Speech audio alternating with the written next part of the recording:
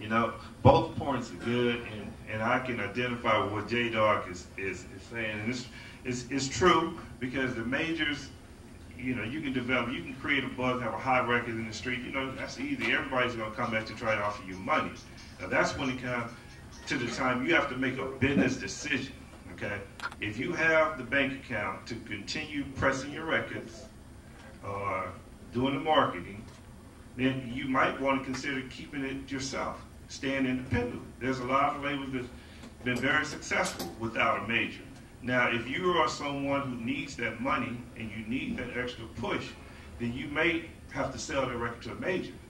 I don't promote it because I've tried it both ways, okay? And I've made more money being independent. You have to control your own money to stay in business, okay? I've dealt with majors that I will not name, and it's like night and day. Because if you're not a priority, if you can have a buzz when you get there the first year, but what happens year two? If you don't do what you did to get there, then you're not a priority. When they have a sales and marketing meeting, if your name is not on the top of the list, then you won't be there very long. So it becomes a business decision. And if you're a person that's a true entrepreneur, you're gonna roll with them to the end.